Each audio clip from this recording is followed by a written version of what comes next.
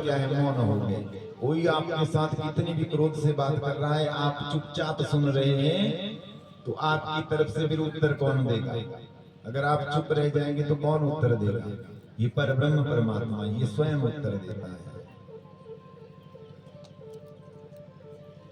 आज इंद्रजीत कहता है, देवी पता नहीं क्यों आज मुझे लग रहा है कि आज मेरा और तुम्हारा अंतिम दिवस है। बोले महाराज मैंने तो बड़ी तपस्या की है, अनेक व्रत किए हैं और मुझे अपने व्रतों पर पूर्ण विश्वास है। बोले देवी वो तो सब ठीक है, लेकिन उर्मिला ने भी घोर तपस्या की है और उर्मिला अपने पति से विरक्त रह करके सेवा कर रही है, साधना कर रही है, तुम मेरे साथ हो, इसलिए उसकी जीत हो गई। और दूसरा, मैं कुल देवी माँ की पूजा पूर्ण नहीं कर पाया। बोले क्या हुआ महाराज? बोले विभीषण काका ने सारा रहस्य बता दिया और मेरी पूजा अपूर्ण रही, माँ का आशीर्वाद मुझे आज नहीं मिला है, इसलिए लगता है कि आज शायद मैं वापस ना आऊं। सुलोचना कहती है महाराज आप तो अतिरथ वीर हैं, वो लक्ष्मण क्या है आपके सामने? आपने तो इंद्र को जीता है, संपूर्ण पृथ्वी के आप सम्राट बने हैं, फिर आप कैसे हार जाओगे? पत्नी की तरफ देख करके सीधे इंद्रजीत चले जाते हैं। जैसे ही उस युद्ध क्षेत्र में जाते हैं, अनेकानेक बाणों की वर्षा दोनों तरफ से होती है और अंत में लक्ष्मण जी एक ऐसा बाण चलाते हैं कि इंद्रजीत को वो बाण लगता है और इंद्रजीत का प्राणांत हो जाता है। जैसे ये खबर सुनी, आज रावण के मन में बड़ा क्रोध आ गया। बोले आज नहीं छोड़ूंगा। रावण ने रथ पर सवार होकर के आज फिर से मंदोदरी मैया चरण पकड़ती है। बोले महाराज कम से कम अब तो रुक जाओ, सारे वंश को निर्वंश कर दिया है, आज भी यदि आप जानकी को छोड़ दोगे तो प्रभु श्री राम आपको क्षमा कर देंगे। रावण ने एक बात नहीं सुनी और आज पहली बार रावण को जब तिलक लगा रही थी मंदोदरी, रावण ने तिलक भी नहीं लगाया, शायद कुछ हो जाता।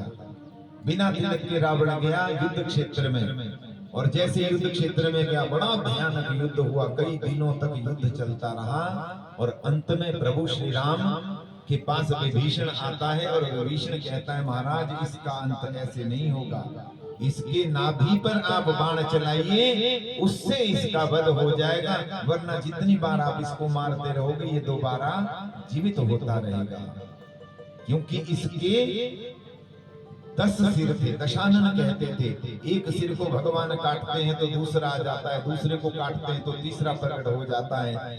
ऐसे ऐसे करके भगवान को पता नहीं चल रहा था। विभीषण ने वो भेद बताया और प्रभु श्री राम ने जैसे ही बाण चलाया, आज रावण का प्राणांत हो गया। जैसे ही प्राण निकलने लगे, आज तक इसने एक बार भी प्रभु श्री राम को किसी संबोधन से नहीं पुकारा था। ये हमेशा कहता था ए वनवासी, वो वनवासी मेरा क्या कर लेगा। आज जब प्राण निकलने लगे तो आज कहता है जय श्री राम, जय श्री राम, जय श्री राम, जय श्री राम। राम राम कहते हुए अपने प्राण छोड़ता है, अश्रुधारा बहती है और मन ही मन भगवान के सामने हाथ जोड़ता है, प्रभु आपने परम कृपा की, मेरे सहित मेरी पूरी लंका का उद्धार आपने कर दिया। लक्ष्मण जी सामने खड़े थे, सिर के पास लक्ष्मण जी थे। प्रभु श्री राम ने कहा देखो ये कोई साधारण व्यक्ति नहीं था, लक्ष्मण इनके चरणों के पास जाओ और इनसे कुछ ग्रहण करो। आज लक्ष्मण जी के सामने जब रावण से वार्तालाप हुआ तो आज लक्ष्मण जी ने भी हाथ जोड़े हैं, लक्ष्मण जी को पूरा वृत्तांत बता दिया। बोले महाराज मैंने तो जगत जननी जानकी का हरण नहीं किया था, मैं तो माँ को अपनी लंका में लाया था। रामचरितमानस में लिखा है, आप इसको पढ़ेंगे तो इसमें एक छुपाई आती है, उसमें लिखा है कि जगत जननी के चरण स्पर्श किए हैं साक्षात रावण ने जब हरण कर रहा था कि माँ यदि आप मेरी लंका में नहीं जाओगी तो मेरी लंका का उद्धार नहीं होगा, क्योंकि संसार में एक माँ ही है जो समस्त पुत्रों का कल्याण करती है। इसलिए जगत जननी जानकी लंका में गई। रावण ने एक बार भी स्पर्श नहीं किया मां जानकी का। लक्ष्मण जी की समझ में आ गया कि ये तो एक का नहीं, ये तो संपूर्ण लंका वासियों का कल्याण चाहता था, क्योंकि वो जानता था, चारों वेदों का ज्ञाता था कि भगवान और भगवान के भक्तों के द्वारा जिसका भी उद्धार होगा वो सीधा वैकुंठ को जाएगा। और वैकुंठ कैसा है? विगत कुंठ यस्य सह वैकुंठ,